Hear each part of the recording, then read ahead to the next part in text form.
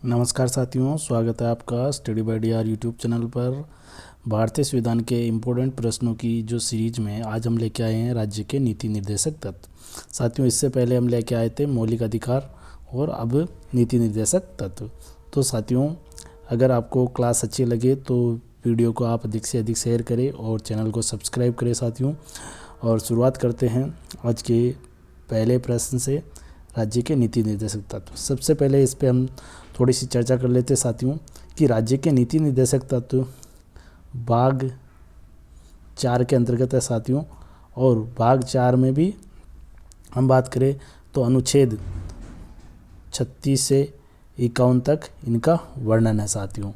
इनका जो अगर हम बात करें साथियों कि इनकी क्या प्रकृति है, इनकी जो प्रवृत्ति है या प्रकृति की हम बात करें तो इनकी जो प्रकृति है साथियों वाद योग्य नहीं है। अर्थात राज्य इनको लागू नहीं करे तो हम न्यायालय में नहीं जा सकते। जिस प्रकार से अगर मौलिक अधिकार जो भाग 3 के अंतर्गत है, अगर उनको न्याय सरकार या राज्य लागू नहीं करता है तो हम न्यायालय में जा सकते हैं, वो वाद योग्य है। लेकिन नीति निर्देशक तत्व वाद योग्य नहीं है साथियों। तो शुरुआत करते हैं आज के पहले प्रश्न से। पहला प्रश्न है साथियों, राज्य के नीति निर्देशक सिद्धांतों को भारतीय संविधान में शामिल किए जाने का उद्देश्य है। तो साथियों, इसके अंतर्गत क्या उद्देश्य है? पहला है राजनीतिक प्रजातंत्र की स्थापना, सामाजिक प्रजातंत्र की स्थापना, गांधीवादी प्रजातंत्र की स्थापना, सामाजिक आर्थिक प्रजातंत्र की स्थापना। तो साथियों, इसका जो मूल उद्देश्य है वो सामाजिक और आर्थिक प्रजातंत्र की स्थापना करना है साथियों। फिर अगला देखिए, दूसरा है निम्नलिखित में से कौन राज्य के नीति निर्देशक सिद्धांतों का उद्देश्य नहीं है। साथियों, आप प्रश्न को एंड तक पढ़ें और अगर प्रश्न को आप एंड तक पढ़ोगे तो उसके अंतर्गत क्या होगा साथियों कि आपको है और नहीं का कन्फ्यूजन दूर हो जाएगा और आपको प्रश्नों की जो एक्यूरेसी है वो सही करने का, जो आपके प्रश्न सही होने की संभावनाएं ज़्यादा होगी साथियों।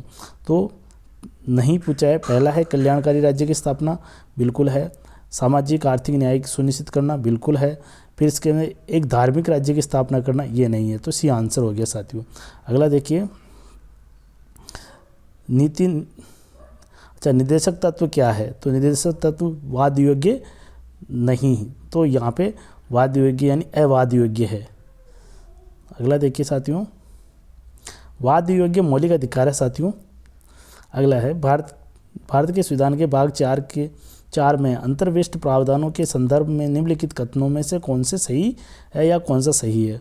ये न्यायालय द्वारा प्रवर्तनीय है, यानी इसे न्यायालय लागू करता है क्या? नहीं करता साथियों। एक गलत हो गया, तो जहाँ एक गलत है उनको काट दीजिए। तो ये सही पूछा है, तो ये हो गया, ये कट गया। अब देखिए फिर आगे, ये किसी भी न्यायालय में प्रवर्तनीय नहीं होंगे, बिल्कुल सही है। इस भाग में अधिकथित सिद्धांत राज्य के द्वारा कानून बनाने को प्रभावित करेंगे, ये बिल्कुल सही है। तो साथियों, इसमें 2 और 3 सही होंगे, डी आंसर हो जाएगा। क्या हो जाएगा साथियों? 2 और 3 डी आंसर हो जाएगा इसका।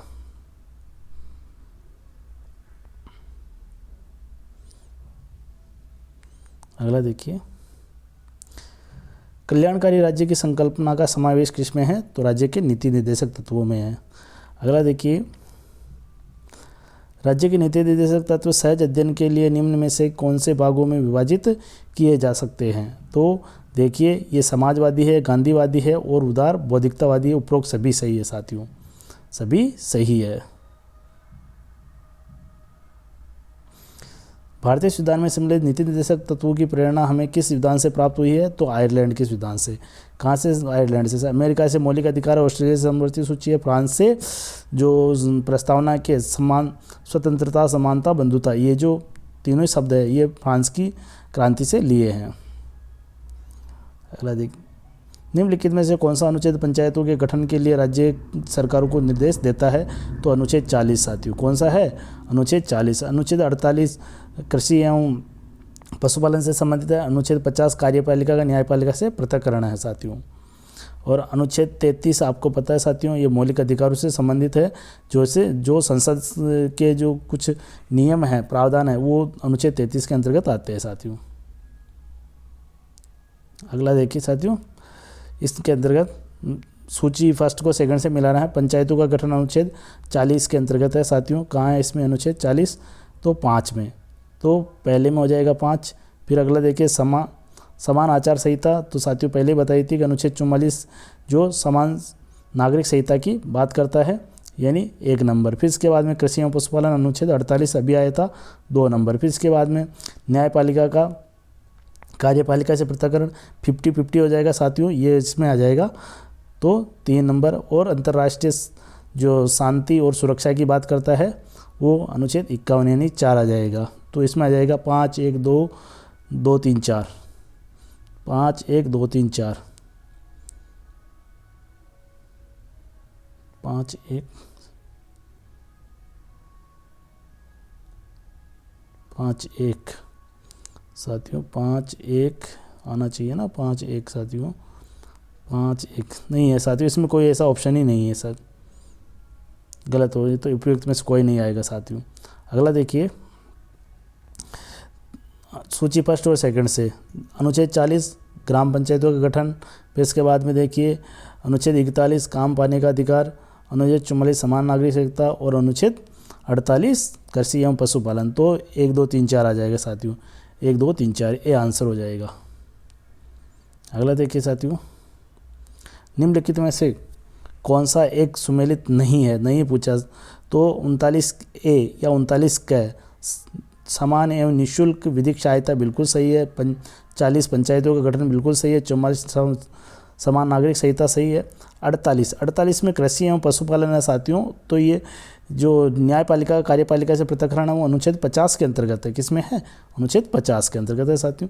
अगला देखिए सुमेलित नहीं है तो न्यायपालिका कार्यपालिका से पृथक्करण बिल्कुल सही है। और 46 में SC ST के लिए हितों की वृद्धि बिल्कुल सही है इसके अंतर्गत। फिर और ये भी सही है, ये भी सही है। सहकारी सोसाइटी का संवर्धन 43A में साथियों ये गलत है। और ग्राम पंचायतों का गठन 40 में है, तो ये है, ये 43B में है। किस में है साथियों? 43B के अंतर्गत है। किस में है? 43B में, A में नहीं है साथियों, C गलत हो जाएगा। अगला है मनरेगा कार्यक्रम निम्नलिखित में से भारतीय संविधान के किस अनुच्छेद को लागू करने हेतु लाया गया है? तो अनुच्छेद 43 को। किसको लागू करने के लिए? अनुच्छेद 43 को, क्योंकि इसके अंतर्गत काम पाने का अधिकार या काम करने का अधिकार या जो न्यूनतम मजदूरी का या जीवन निर्वाह हेतु मजदूरी करने का जो प्रावधान है वो अनुच्छेद 43 के अंतर्गत है और इसमें न्यूनतम मजदूरी दी जाती है साथियों। 45 में शिक्षा है, 50 में न्यायपालिका कार्यपालिका से पृथक्करण है और 47 में स्वास्थ्य और पोषाहार है। अगला देखिए साथियों संविधान के किस अनुच्छेद के द्वारा उद्योग के प्रबंधन में कर्मकारों यानी कार्मिकों की या मजदूरों की भागीदारी का प्रावधान है? तो साथियों ये आ जाएगा 43 के अंतर्गत, ये 43A में। किस में है साथियों? 43A में है। वहाँ सहकारी समिति आया था साथियों, इसलिए वो गलत था। यहाँ पे उद्योगों में पूछा है, वो सोसाइटी है उससे सहकारी कोऑपरेटिव पूछा है, को यहाँ उद्योग पूछा है, इसलिए 43A सही है साथियों।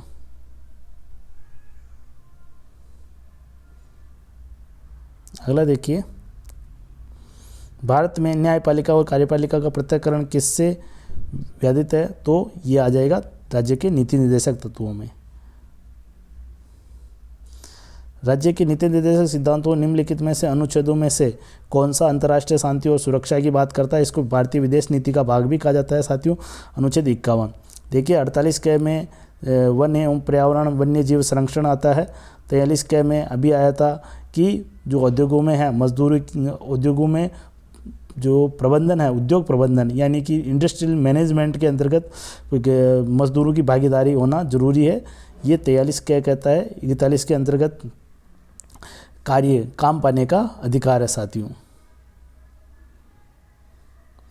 भारतीय संविधान का कौन सा अनुच्छेद भारत की विदेश नीति का भाग है या विदेश नीति से संबंधित रखता है? तो अनुच्छेद 51।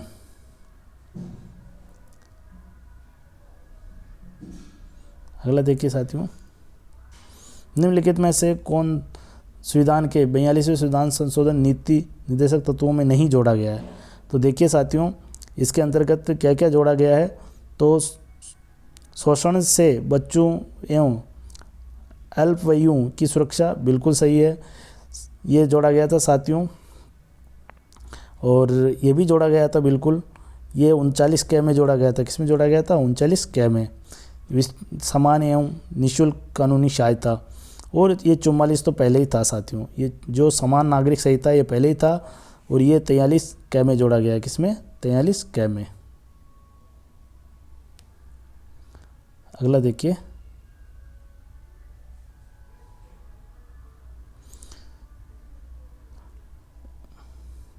इसके अंदर साथियों एक मैंने आपको अभी बताया था कि जो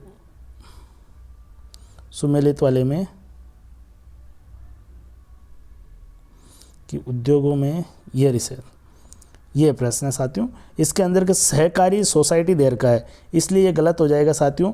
बाकी 43A उद्योगों में जो प्रबंधन है उसमें मजदूरों की भागीदारी सही है, लेकिन सहकारी सोसाइटी है ना, वो दो इसमें 43B के अंतर्गत है। किसमें साथियों? 43B में है। अगला देखिए साथियों, ये बताना ज़रूरी था साथियों, क्योंकि इसमें यहाँ आपको भाई कन्फ्यूजन नहीं हो और किसी प्रकार का जो मन में डाउट हो तो वो क्लियर हो जाए, इसलिए मैंने ये यहाँ पे क्लियर कर दिया है। क्योंकि बार बार 43A बार बार आ रहा था साथियों। ये तो इसके अंतर्गत साथियों क्या हो जाएगा? ये समान नागरिक संहिता, ये 42वें सिद्धांत संशोधन में नहीं जोड़ा है, ये पहले से ही जुड़ा हुआ है। अगला है, निम्नलिखित में से कौन एक राज्य के नीति निर्देशक तत्व नहीं है। तो देखिए साथियों, इसके अंतर्गत मद्यपान निषेध बिल्कुल है, अनुच्छेद 47 के अंतर्गत आता है। फिर गोवंश ये आ जाएगा अनुच्छेद 48 के अंतर्गत पशुपालन में, और वन एवं पर्यावरण एवं संरक्षण ये 48 क में आ जाएगा साथियों। और ये 14 वर्ष, देखिए साथियों इसमें 14 वर्ष का नहीं लिखा हुआ है, इसमें लिखा हुआ है जन्म से 6 वर्ष तक। कहाँ से? 0 से 6 वर्ष तक, 0 से 6 वर्ष तक की शिक्षा की बात और कही गई है साथियों। तो इसमें आंसर हो जाएगा डी। अगला देखिए, निम्नलिखित में से कौन सा नीति निर्देशक तत्व है। तो साथियों देखिए, प्रेस की स्वतंत्रता आती है अनुच्छेद 19 में, जो कि मौलिक अधिकार है। धर्म की स्वतंत्रता अनुच्छेद 25 में, जो भी मौलिक अधिकार है। ये अनुच्छेद 14 में विधि के समक्ष समानता, अनुच्छेद 14 के अंतर्गत ये भी मौलिक अधिकार है। तो ये आ जाएगी समान नागरिक संहिता। किस में आ जाएगी? अनुच्छेद 44 के अंतर्गत। 44 को आप इस प्रकार से याद रखिए सर, 4 दोनों बराबर है, इसलिए समान है, तो इसलिए समान नागरिक संहिता की बात करता है। अगला देखिए, निम्नलिखित में से राज्य के नीति निर्देशक सिद्धांतों के विषयों की पहचान। तो इनमें से कौन कौन से है? मद्यपान निषेध बिल्कुल है। अब देखिए, इसके अंतर्गत फैक्ट्रियों एवं कारखानों में बाल श्रम निषेध है, ये अनुच्छेद 24 कहता है, जो कि एक मौलिक अधिकार है। बलात्श्रम ये अनुच्छेद 23 कहता है, ये भी एक मौलिक अधिकार है। अस्पृश्यता निषेध है, ये अनुच्छेद 17 है, ये भी एक मौलिक अधिकार है। तो केवल एक है साथियों, क्या है इसमें? केवल एक, और केवल एक किसमें है? सी में। अगला देखिए, राज्य के नीति निर्देशक सिद्धांतों का एक ऐसा चेक जो बैंक की सुविधा अनुसार अदा किया जाएगा, ये कथन किसका है? तो नीति निर्देशक तत्वों के बारे में केटी शाह ने ये कथन कहा था साथियों।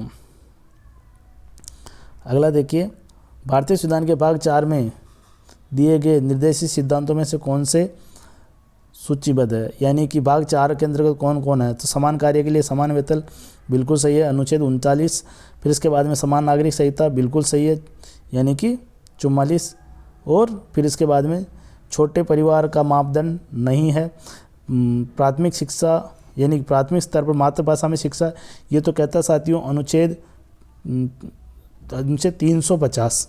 क्या कहता है? 350 जो क है वो कहता है कि बच्चे की जो प्राथमिक शिक्षा है वो मातृभाषा में होनी चाहिए।